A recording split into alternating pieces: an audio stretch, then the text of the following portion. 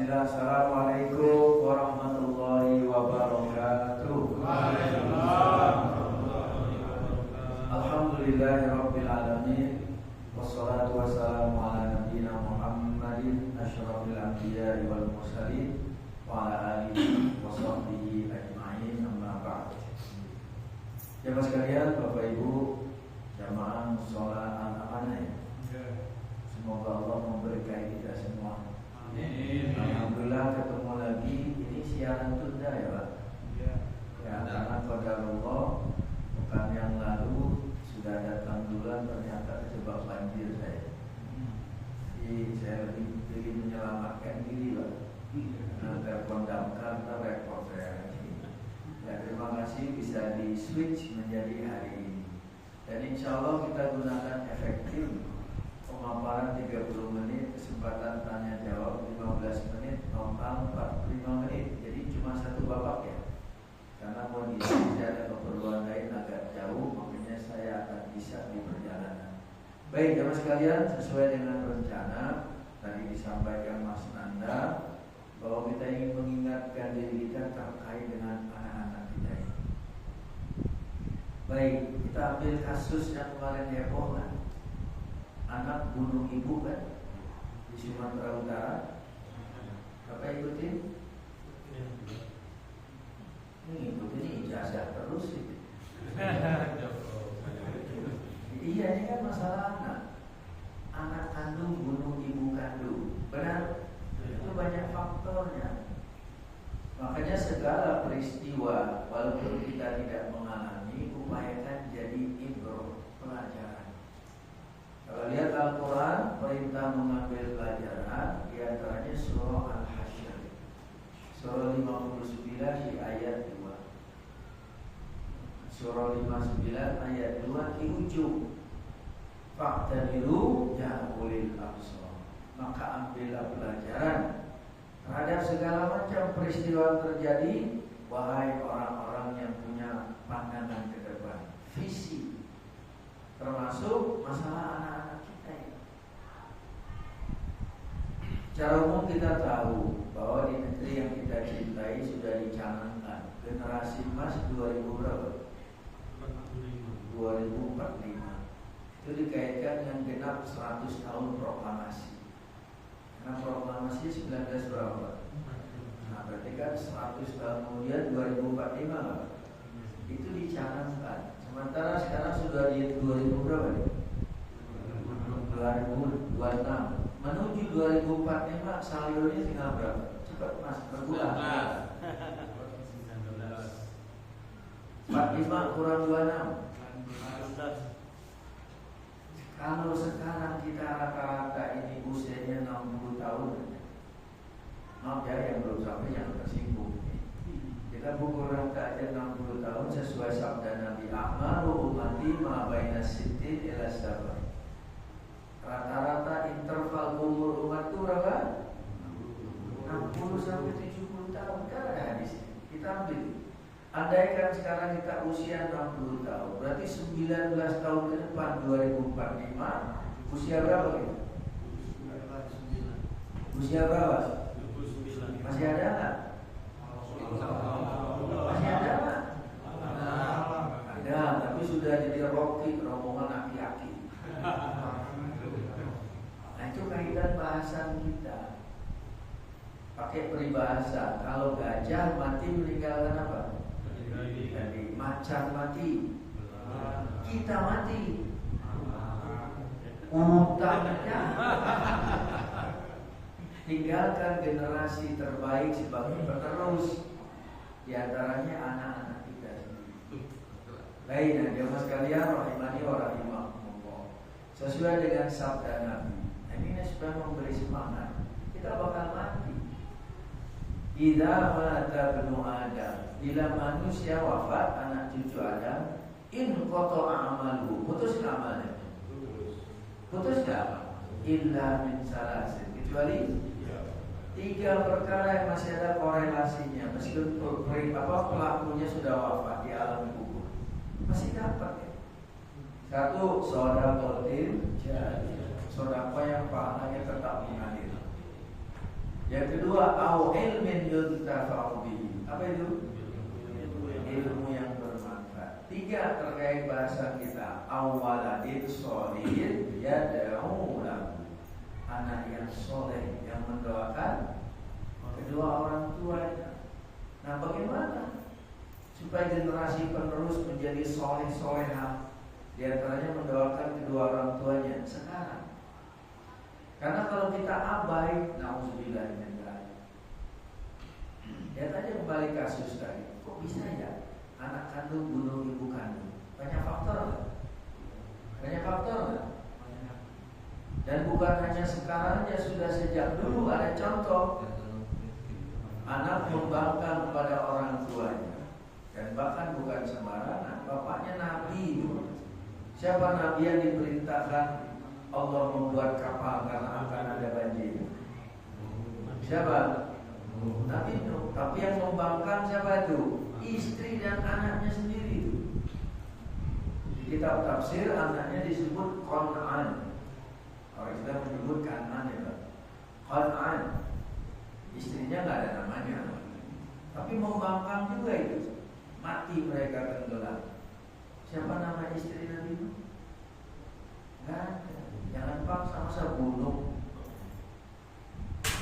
Mentang-mentang suaminya Pak Nuh, istrinya masa bunuh? Nggak ada. Nah, itu menjadi pelajaran bagi kita. Tapi sebaliknya bertolak belakang, bapak dan anak berbeda. Nabi Ibrahim, bapaknya membuat berhala kan? Anaknya Nabi. Nah, contoh yang baik pun Nabi Ibrahim, bapaknya Nabi, anaknya Ismail dan Ishak. Jadi Nabi. Nah, maka dari itu ketahuilah, jamaah sekalian, sudah datang ibu-ibunya? Sudah. Alhamdulillah. Yang penting juga nih, karena kita dalam rumah tangga terkait pendidikan anak gak bisa sendiri-sendiri, Pak. Harus duet. Benar? Suami dan istri, bapak dan ibu. Benar ya? Pak, yang hamil siapa, Pak? Yang hamil siapa? Yang menghamili? Begitu pula pendidikan anak.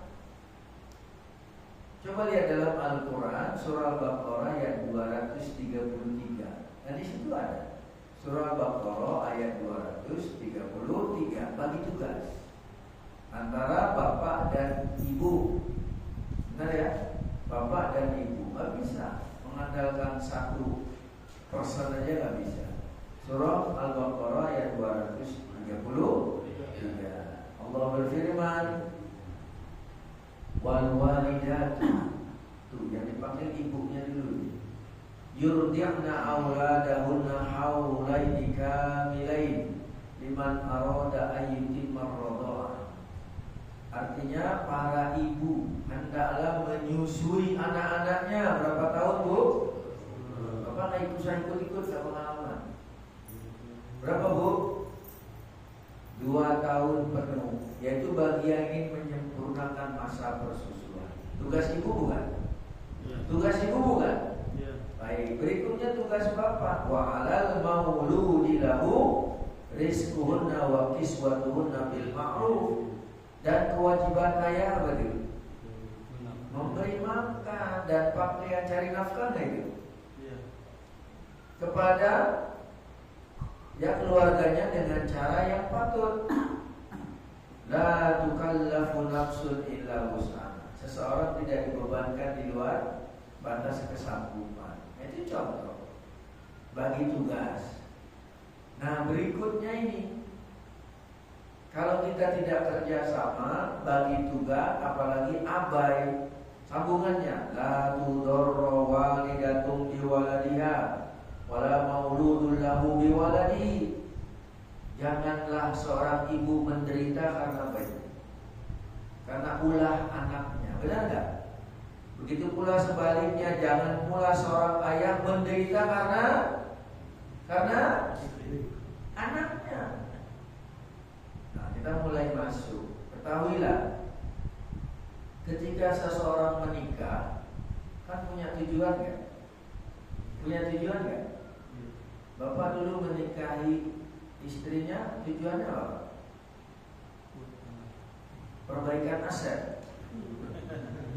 Hah? Ibu apa bu? Ibu apa bu? Loh, orang sukses sejak awal tahu tujuan. Apalagi orang beriman tahu tujuan penciptaan, berada di dunia ini untuk apa? Untuk apa? Surah Az-Zariyat 51 ayat 56 kan, wa ma khalaqtul jinna wal insa illa liya'budun. Itu ayat. Kata Allah, tidak aku ciptakan siapa? Jin dan manusia melainkan untuk beribadah. Nah, adapun ketika menikah secara umum tujuannya apa? Satu, untuk menyalurkan kebutuhan dasar manusiawi secara legal, formal, dan konstitusional. Manusia punya kebutuhan dasar? Punya? Apalagi sekarang KUHP yang baru sudah diterbitkan itu Pak. Hubungan dengan lawan jenis yang tidak didukung dengan hubungan yang resmi. Kenapa Pak? Pasal apa Pak? Ini tak update lagi ya?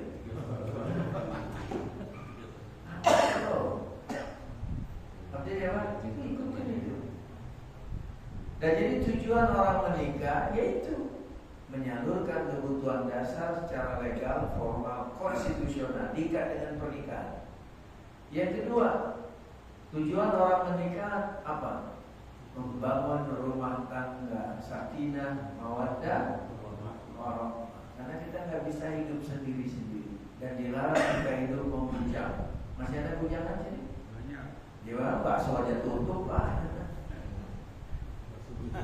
Bujangan? Masa bapak kalah sama bakso? Mas bujangan ya Mas? Masih bujangan aja. Hari ini jomblo. Masya Allah. Saya baca pantun boleh Mas? Boleh nggak? 2026 Ramadan tinggal 45 hari lagi.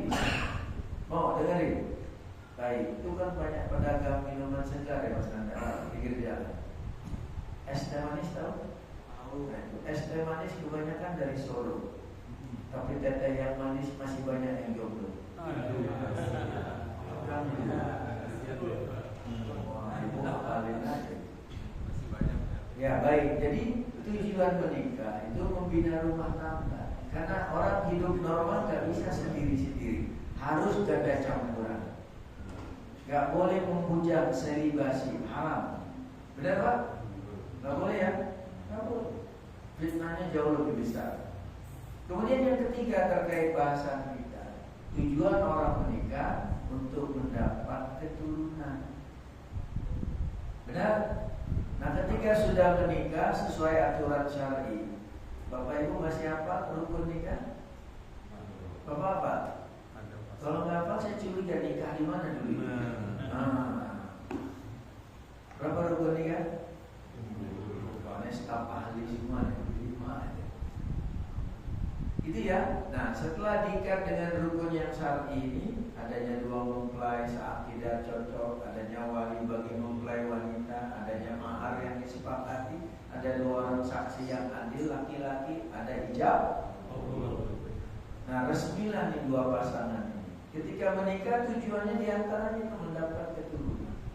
Nah sekarang ketika mendapat keturunan, diawali dengan pernikahan yang sah, dapatlah anak. Nah posisi anak ini ingatlah, ada 4 kemungkinannya. Nah di mana posisi anak kita bergantung bagaimana kita sekarang. 1, anak berposisi netral normal sebagai perhiasan. Maksudnya kan semula tidak ada menjadi ada. Benar Pak? Jadi lengkap kan? Penghibur kan? Jadi lengkap. Buka surah Al-Kahfi 18 ayatnya 46. Surah 18 ayat berapa? 46. Itu diawali dengan al-malu wal banuna zinatul hayatid dunya. Harta dan anak-anak adalah zina, perhiasan. Bacanya zina, bukan zina perbuatan dosa, beda. Zina, perhiasan kehidupan di dunia masih normal ini. Tidak ada menjadi ada, tidak lengkap menjadi lengkap. Senang ya Pak rasanya kalau sudah diberi keturunan, pulang kerja capek, lihat anak gemes, hilang nggak Pak? Hilang nggak? Mau kerja lagi. Perhiasan netral normal. Tapi jangan euforia cukup puas di situ. Upayakan di-upgrade di posisi anak, bukan sekedar perhiasan saja. Nah, dididik sejak dini supaya menjadi posisi yang terbaik yang kedua ini. Qurrata a'yun. Apa itu? Qurrata a'yun. Kan kita sering berdoa surah Al-Furqan 25 ayat 74. Coba jadi buka. Surah 25 Al-Furqan ayat berapa itu? 74. Sering baca orang tapi lupa artinya ya. Benar? Nah, itu surah Al-Furqan 25 ayat 74. Lengkapnya saya bacakan. Walladzina yaquluna rabbana hab lana min azwajina wa dzurriyyatina qurrata a'yun waj'alna lil muttaqina imama. Artinya apa? Dan orang-orang yang berkata, maksudnya berdoa, ya Tuhan kami, anugerahkan kepada kami istri kami dan keturunan kami sebagai qurrata a'yun, penyejuk mata. Mata yang mana? Mata iki, mata iki. Mata-mata. Spy dong. Mata yang mana? Ini mata hati. Kalau mata iki mata juita. Benar? Kalau itu masih yang jomblo tadi jaga pandangan. Saya baca pantun lagi. Segera dapat pasangan. Benar ya Mas Anda ya? Oh, dengerin pantun lagi nggak? Oh, nasi uduk sambal goreng. Gak bisa nunduk matanya jereng. Benar ya? Hati. Tuhan Nabi yang bersabda, ya ma'syarus syabab man istata'a minkumul ba'ah falyatazawwaj. Wahai segenap pemuda, siapa saja yang sudah punya kemampuan berumah tangga, segera apa Mas? Menikah. Karena dengan menikah apa? Fa innahu aghaddu lil basar, menjaga pandangan mata. Wa ahsanu lil farj, menjaga kehormatan. Benar kan? Wa man lam yastati', tapi siapa belum punya kemampuan, ada way out-nya, jalan keluar. Fa alaihi bisawm. Surah. Sering sahur enggak? Puasa sunnah. Fa innahu lahu wijabun. Karena dengan puasa sunnah menjadi tameng bagi diri. Benar Mas? Berarti.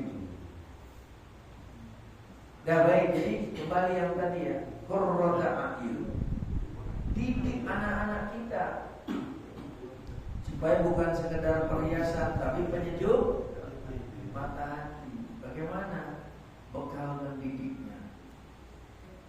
Menurut para ahli, ketika bicara pendidikan generasi, tidak keluar dari 3 lingkungan. 1, lingkungan rumah tangga, ya bapak ibunya dan keluarganya. 2, lingkungan tempat tinggal kita.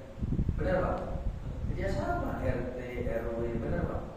Yang ketiga, lingkungan sekolah, tempat dia mengenyam pendidikan. Nih, harus kerjasama nggak ini? Kerjasama nih, rumah, lingkungan, sama sekolah. Benar?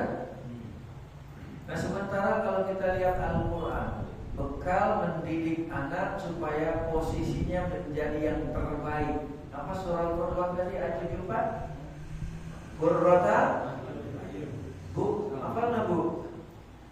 Bu, nggak ada bedor price itu. Mas Anda sudah menyediakan. Kalau nggak ada price-nya saya dodorin aja Bang. Nah baik, secara ringkas gini, bekal pendidikan anak supaya menjadi qurrata a'yun, posisi yang kedua yang terbaik, bisa dilihat surah Luqman. Surah berapa? 31. Surah yang ke-31. Itu kalau Al-Quran standar itu 1 halaman full sebelah kiri, ayat 12 sampai 19 full. Surah 31 ayat berapa? 12 sampai 19. Kalau Al-Quran standar Madinah itu halamannya kiri, 1 halaman. Jamaah sekalian rahimani wa rahimakumullah. Bicara ringkas, surah Luqman mulai dari ayat 12. Pendidikan anak yang pertama apa? Ajarkan anak-anak bersyukur. Ayat 12. Bersyukur kepada Allah, termasuk terima kasih kepada orang yang membantu, khususnya kedua orang tuanya. Kemudian yang ayat 13, ajarkan anak-anak bertauhid, jangan berbuat syirik. Karena tanpa sadar dengar geludukannya musim hujan, hujan gede, terus anak kambing siapa ngajarin? Nggak ada hubungannya. Bapak ibu tangannya gatal-gatal apa? Asam urat, ya, bohong. Pakai baju terbalik mau dapat apa? Dapat teguran, dendam. Itu kesyirikan. Pulang ke rumah, ruang tamu ada kubu-kubu apa? Bohong. Nggak ada. Jadi ajarkan anak-anak tauhid, jangan syirik. Nah barulah ayat 14 dan 15. Ajarkan anak-anak berbakti pada kedua orang tua, terutama ibu. Benar? Ayat 14. 15. Bila mana berbeda akidah sama orang tuanya, tetap santun, bersosialisasi. Adapun masalah akidah, lakum dinukum waliyadi. Bapak kemarin gimana? 25 Desember. Banyak orang menjebak lah, karena ikutin tokoh, bukan ikuti panutan Rasulullah. Kita suka terbalik, yang ada toleransi antar umat beragama apa. Jadi mereka menjalankan urusan mereka. Lakum dinukum waliyadi. Tapi saya terjebak yang dipraktekkan toleransi beragama. Tumpang tindih itu. Benar Pak? Acara dia sebagian kita ikut, ya Pak ya? Karena di balik acara kita dia mau ikut. Bapak boleh mengundang dia ceramah di mimbar? Ada? Nah, kita kan udah nyontohin itu ceramah di tempat dia. Benar Pak? Apalagi cium paus, saya cium bionya takut saya. Nggak ada itu Pak. Tapi kan dia nggak ada tapi, dia tuntunan Al-Quran As-Sunnah. Islam agama mulia dan menghormati, nggak boleh mengganggu orang yang berakidah lain. Betul Pak? Tapi jangan coba-coba dicampur-campur. Benar Pak ya? Masing-masing aja. Dan jadi ajarkan anak tuh ayat 15. Bila mana berbeda akidah sama orang tuanya, ya tetap bersosialisasi, silakan. Lalu ayat 16. Ajarkan anak kejujuran, karena Allah memantau. Perbuatan sekecil apapun Allah tahu gak? Dibalas gak? Dibalas itu ayat 16. Ayat 17. Nah baru nih kesehariannya. Ajarkan anak-anak untuk sholat. Benar Pak? Makanya harusnya musola al-amanah nih, ketika sholat berjamaah yang hadir itu sweet 17. Yang ada bukan 17, rata-rata 71. Oh dalam memang menyiapkan ya. Enggak, salah satu tanda ada persiapan musola itu lebih ramai itu generasi muda. Karena kita bakal mati, dia penerus. Benar nggak Pak? Ini nggak diundang ya Ramadhannya. Harusnya dilibatkan. Makanya masjid musola dijadikan one stop shopping, tempat yang paling menyenangkan bagi umat. Jangan menyebalkan. Dan jadi ajarkan anak sholat. Kemudian apa? Amar ma'ruf, nahi munkar, perintah yang baik, mencegah yang munkar. Kemudian ajarkan anak sabar. Sabar nggak? Sabar. Jam 5 aja. Terus saya kejebak lagi. Ini jam WIB sih. Ya, waktu Indonesia tambun. Ya baik, kita jam 7. Ya apa-apa, saya lirik kok 17. Dan apa-apa ya. Kemudian masih ayat 17. Jadi ajarkan anak sholat, amar ma'ruf, nahi munkar, dan bersabar. Namanya orang stres, menangkar, bunuh diri. Benar Pak? Ajarkan kesabaran. Kemudian yang 18, ajarkan anak-anak bersosialisasi, menghormati orang, jangan buang muka ya. Apalagi meremehkan orang lain. Jangan berjalan dengan sombong, angkuh tahu Pak. Tak boleh. Termasuk terakhir 19. Ajarkan anak-anak jangan suka mengganggu orang, teriak-teriak suaranya begitu Pak. Keras itu kan tak boleh. Sederhanakanlah kamu dalam perjalanan dan lunakkan suaramu. Inna ankarul aswati la sautul hamir. Seburuk-buruk suara siapa? Itu contoh. Nah baik jamaah sekalian, itulah upaya kita memposisikan anak menjadi yang terbaik. Yang kedua itu qurrata a'yun. Awas, kalau lalai kemungkinan anak posisi yang ketiga. Tadi kedua kan? Satu, sekedar perhiasan, masih mubah. Dua, dididik dengan baik. Modalnya surah Luqman tadi. Ayat berapa? 12 sampai 19. Besok ulangan Pak masalahnya. Saya lupa baca pantun Mas Andai pengajiannya. Oh baca pantun Bu yang baru datang. Kepiting menjepit kerang, pasang kuping biar terang. Karena tidak ada tayangan ulang. Yang sudah ngantuk boleh pulang. Ya. Kita cuma bermain satu babak 45 menit efektif. Baik, jadi jamaah sekalian, posisi yang kedua, didik anak menjadi penyejuk mata hati. Modalnya surah Luqman ayat 12 sampai 19. Kalau abai, baik bapaknya, ibunya, anak ketahuilah bisa menjadi ujian bagi orang tua. Surah Al-Anfal, surah 8. Kita buka ya.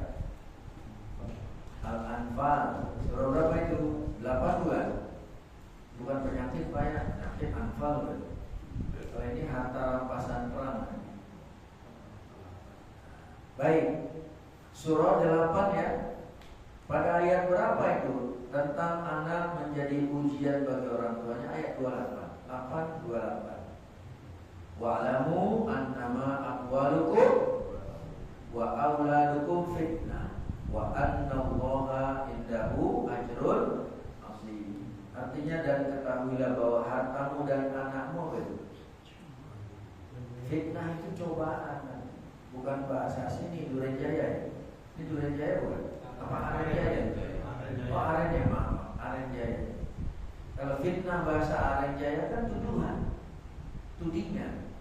Tapi bahasa syariat fitnah itu ujian. Ujian itu macam-macam. Di antaranya di fitnah.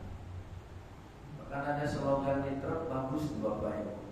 Cobaan banyak, cobain dikit, bedanya itu. Beda nggak Pak? Cobaan banyak, cobain dikit. Beda orang Sunda, cobian. Orang Sunda, USA ini orang Sunda asli mana? Nah baik, jadi fitnah itu cobaan. Dan sesungguhnya di sisi Allah pahala yang besar. Kenapa menjadi cobaan bagi orang tuanya? Ya karena tadi didik. Bertengkar anaknya dipanggil kepala sekolah, benar? Kenapa tuh? Boros. Tantar dipanggil sama petugas, kenapa itu? Kan ujian bagi orang tuanya. Orangnya sibuk mencari nafkah, disibukkan dengan ngurusinnya betul. Terlibat tawuran, terlibat ini, nauzubillah. Itu ujian. Karena abai tidak dibekali, tidak diperhatikan tiga itu. Lingkungan keluarga, lingkungan tempat tinggal, sama lingkungan sekolah. Lebih parah lagi yang keempat terakhir, anak bisa menjadi musuh bagi orang tua. Itu seperti tadi di awal, anak Nabi siapa? Yang bikin kapal Nabi itu, anaknya Qur'an itu menjadi musuh bagi bapak. Dan mati kan tenggelam. Surah At-Taghabun 64. Di ayatnya 14. Surah 64 ayat 14. Allah Subhanahu wa taala berfirman, "Innama amwalukum wa auladukum fitnah." Kalau surah Al-Anfal diawali wa'lamu. Dia pada sekarang At-Taghabun 64 ayat 14. Ya, langsung itu tanpa kalimat wa'lamu. Apa kalimatnya itu? Kalau ayat 14, ya ayyuhalladzina amanu inna min azwajikum wa auladikum aduwwan lakum fahzaruhum.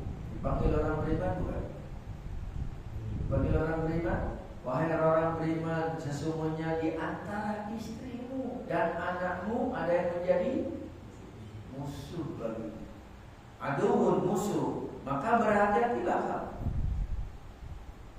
Berapa banyak anak dan orang tua bermusuhan? Ya kan? Benar? Nah itu sudah abai, cuek, ya sudah. Jadi musuh bagi kedua orang tua.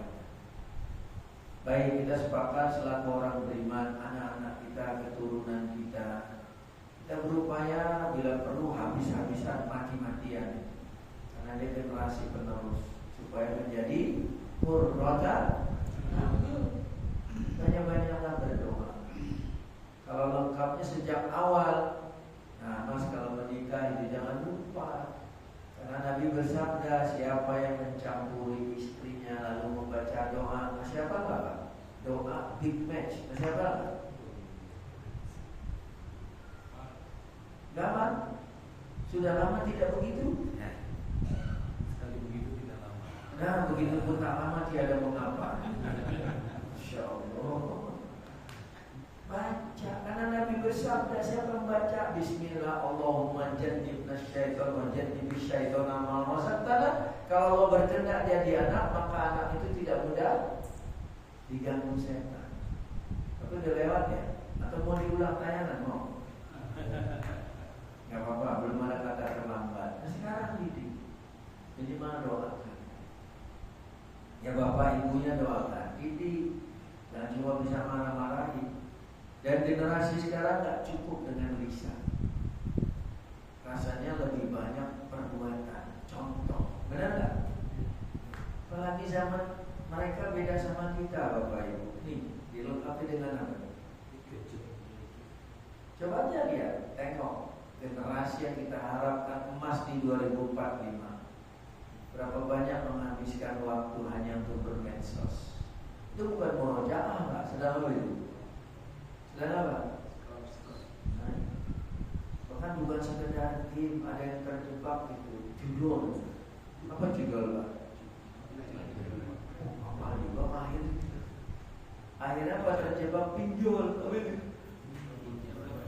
Nah itu kadang-kadang kenapa anak-anak menjadi beringas? Karena contoh permainan game, lihat aja, habis orang diinjak, ditusuk, dipukul, ditembak, tanpa sadar mengajar kekerasan game.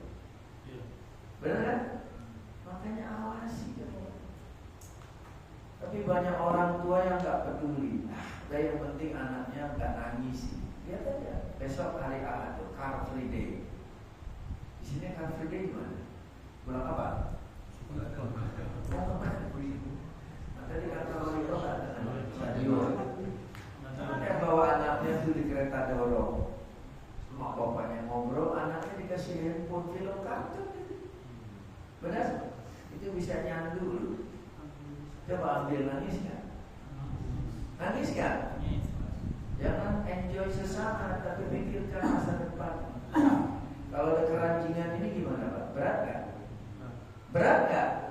Nah, saya balik lagi kasus yang anak bunuh orang tua. Kalau kita ikuti olah TKP, di antara penyebabnya si anak itu dendam sama ibunya. Karena satu, dia sudah dipukul, ibunya kasar. Yang kedua, terakhir anak itu main game. Gamenya dihapus di handphonenya sama ibunya.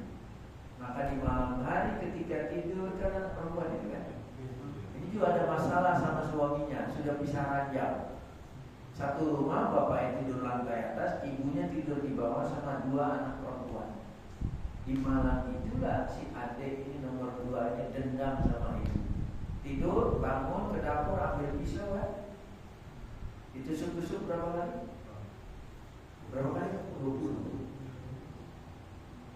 Kakaknya belain terluka, bapaknya di atas bangun, bahkan sempat kasih minum, bawa rumah sakit, meninggal. Ini apa? Halo? Halo? Makanya kita contoh banyak Pak. Nah dengan kesempatan ini cara sederhana Mudah-mudahan kita sama-sama ya mendoakan, tapi berupaya supaya anak kita bukan sekedar perhiasan, tapi di-upgrade menjadi qurrata a'yun, yang penyejuk mata Bu, mata hati kedua orang tua. Betapa bangganya. Perlu juga tuh Bapak Ibu anak-anak dikasih contoh yang baik, yang positif boleh. Ada seorang misalnya sederhana sekali, sukses kuliah, waktu wisuda bapaknya pengayuh beca, ada? Nah itu contoh lagi. Contoh kan? Ada lagi kemarin tuh ada seorang siswi masih SMP lah, membodol beberapa medali itu dari sekolah Islam tuh. Yang seperti itu. Kadang-kadang instan lulus, ya Pak ya? Benar Pak? Akhirnya coba lihat sekarang, kalau lihat pelajar kasus, itu pasti hubungannya anak dan bapak, anak dan bapak, anak dan bapak. Bupati mana yang diciduk kemarin? Nah itu apa itu? Benar? Anaknya bupati, bapaknya kades. Benar Pak? Contoh siapa sih Pak?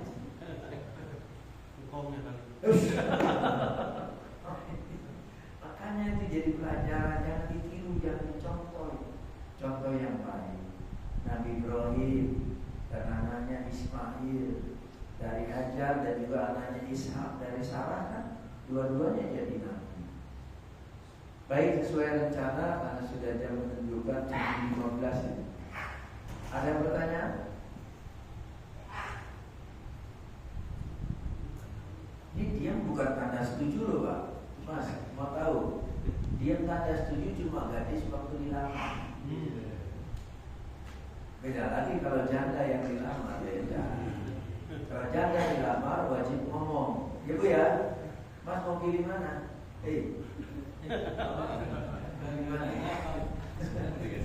Tapi saya boleh saran ya Mas, terserah lah yang itu selera. Tapi kalau bisa tetap pilih pasangan yang manual, jangan yang matic.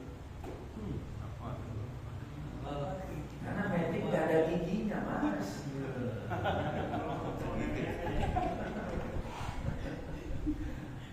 Nah baik, nanti ada Mas Nanda kasih hadiah ya, door prize. Ini buku sederhana ya, yang juga kaitannya ini hak orang tua dan anak. Benar ya? Nah, mudah-mudahan jadi rujukan. Mudah-mudahan yang tadi saya sampaikan berbagi sekedar motivasi.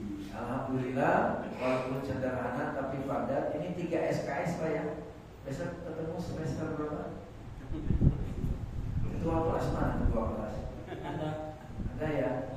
Oh, ya nanti boleh mau dilanjut, monggo. Tapi lagi-lagi saya mohon maaf karena ada keperluan, saya izin bisa di perjalanan saja. Nanti silakan cari waktu yang cocok, kita akan sambung.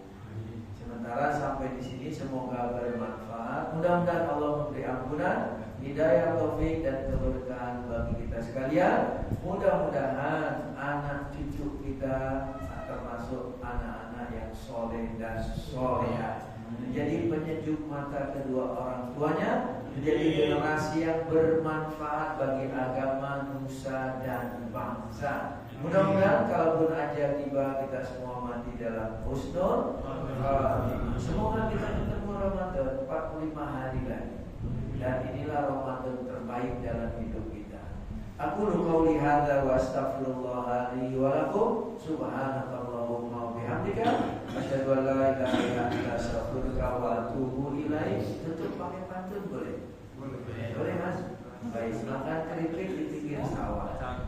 Hati-hati jangan sampai terjatuh. Wabillahi taufiq wal hidayah. Wassalamualaikum warahmatullahi wabarakatuh. Waalaikumsalam.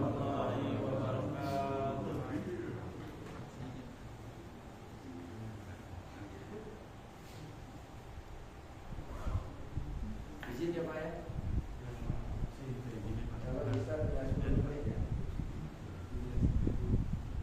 Mas saya pamit dulu aja. Ya, nanti lanjut bisa ya. Makasih Pak. Sama-sama Pak. Makasih ya.